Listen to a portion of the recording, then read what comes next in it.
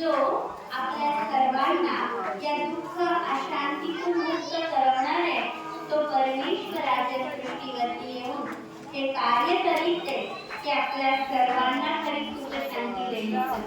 मग आपल्याला काय करणं गरजेचं आहे? तर आपल्याला त्या परमेश्वराला ओळखणं गरजेचं आहे. आणि कोणताही कार्यक्रमाला करत होते. ओम सदा शिव सांब हर हर सांब सदा शिव सांब सदा शिव